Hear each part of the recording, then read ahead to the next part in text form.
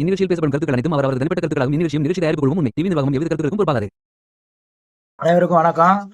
அதாவது அறுபடை வீட்டில் முதல் படை வீடான முருகனோட இந்த பிரச்சனை வந்து பார்த்தீங்கன்னா ஏதோ ஒரு ஒரு இந்து அமைப்பு ஒரு அந்த அந்த பகுதியில் உள்ள உள்ளூர் பிரச்சனை மாதிரியே எல்லாரும் கண்டு காணாமல் போயிட்டு இருக்காங்க. இந்த பிரச்சனை நடந்து கிட்டத்தட்ட இப்போ 20 நாளுக்கு மேலே ஆச்சு. இதுக்கப்புறம் வந்து ஒரு கிரிவலம் ஒரு பௌர்ணமி வந்துருச்சு.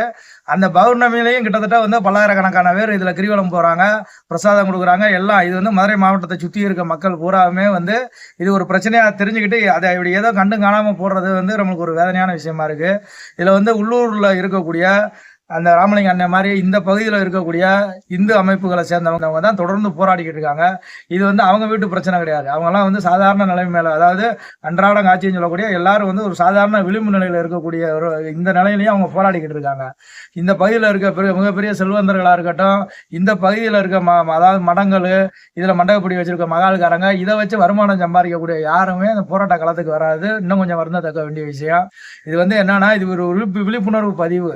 இது இந்த டயத்தில் ஏன் இதை நாங்கள் சொல்கிறோம் அப்படின்னு வந்து பார்த்தீங்கன்னா, அதாவது ஒரு இஸ்லாமியர் நடுநிலை இஸ்லாமியரா இல்லை, ஒரு நடுநிலை கிறிஸ்தவரா இல்லை அப்படின்றதுக்கு ஒரு உதாரணம் தான் மணப்பாறை எம்எல்ஏவும் ராமநாதபுரம் எம்பியும் நேற்று முந்தானாலும் அவங்க வந்து இந்த பகுதியில் வந்து ஆய்வு பண்ணிட்டு போயிருக்காங்க. ஆய்வு பண்ணுறதுக்கு இது என்னங்க ரிசர்ச் டிபார்ட்மெண்ட்டா, இல்லை இது என்னங்க கோயில் புனிதத்தில் நீங்கள் எப்படி ஆய்வு பண்ணீங்க?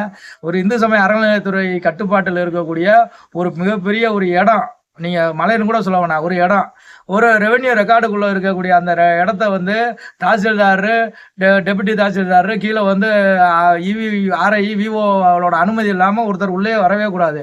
இதை தாண்டி உள்ளே வந்திருக்காங்க. ஹெச்ஆர்என்சி இவங்க எப்படி அனுபவிச்சாங்க, ரெவென்யூ எப்படி அனுபவிச்சாங்கன்னு எங்களுக்கு தெரியலை. அதுபோக வந்து உள்ளே வந்து பார்த்தீங்கன்னா என்ன ஏதோ கொண்டு வந்து சாப்பிட்டு போனாருன்னு சொல்லி இப்போ வரைக்கும் வந்து ஒரு வீடியோ வேற பரப்பி விட்டு போயிருக்காங்க. உள்ளே வந்து மாட்டுக்கறி பிரியாணி வந்து சாப்பிட்டு போயிருக்காரு அப்படின்னு சொல்லி ஒரு தகவல் வந்திருக்கு. இது என்னங்க, அப்போ எரியிற நெருப்பில் வந்து திட்டமிட்டு வந்து எண்ணெய் ஊற்றணுன்ற இதில் தான் அவர் மக்கள் பிரதிநிதி வந்து எல்லாருக்கும் பொதுவானவர் தானே. ராமநாதபுரம் ஒருத்தர் எம்பி கிட்டத்தட்ட ஒரு 20 லட்சம் மக்களுக்கு வந்து அவர் வந்து பாராளுமன்ற உறுப்பினர், அங்கே போய் குரல் கொடுப்பாருன்னு பார்த்தா எந்த இடத்துல பிரச்சனை இருக்கோ அந்த இடத்துல வந்து தூண்டி விடுறது அவரோட வேலையா?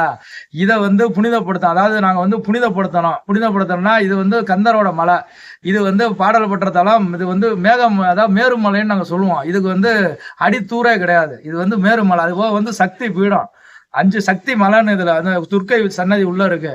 அது மாதிரி வந்து இது வந்து பவளக்க கனிவாய் பெருமாள், சக்தியகிரீஸ்வரர், திருவண்ணாமலைக்கு அப்புறம் வந்து கிரிவலம் போகக்கூடிய ஒரே மலை வந்து இதுதான். அதாவது இந்த மாதிரி வந்து புனிதமாக இருக்கக்கூடிய இந்த இடத்துல வந்து சித்தர்கள் வாழக்கூடிய இந்த இடத்துல வந்து அதாவது சாதுக்கள் சன்னியாசிகள் இப்பவும் நடமாடிக்கிட்டு இருக்க இந்த இடத்துல வந்து பிரியாணி சாப்பிட்டு புனிதத்தை கெடுத்து விட்டு போனனால நாங்கள் வந்து மதுரையை சுற்றி இருக்கக்கூடிய புண்ணிய நதிகள்ல இருந்து கிருதுமால் நதி, வைகை நதி, சரவண வைகை, இந்த மாதிரி புனித தீர்த்தங்கள்ல இருந்து எடுத்துட்டு வந்து நாளை மறுநாளும் வந்து வெள்ளிக்கிழமை வந்து இந்த புனித தீர்த்தத்துல வந்து இந்த படிகளை புறாத்தி அலசி மலையை புனிதப்படுத்த போறோம். இந்து அமைப்புகள் இந்த பகுதியில் உள்ள எல்லாரும் ஒன்று சேர்ந்து நடுநிலை இந்துக்களும் வாங்க, பொதுவாக வந்து பொதுவான மக்கள், நாங்கள் இந்துக்கள்னு சொல்லி சொல்ல, இந்த பகுதியில் இந்த மலையை வச்சு வாழக்கூடிய இஸ்லாமியர்களும் வாங்க. ஏன்னா இஸ்லாமியர்களை நாங்கள் என்ன சொல்றோம்னா, இந்துக்களை வந்து சாமி கும்பிட்ற வரைக்கும் தான் உங்களுக்கும் வியாபாரம், உங்களுக்கும் பாதுகாப்பு.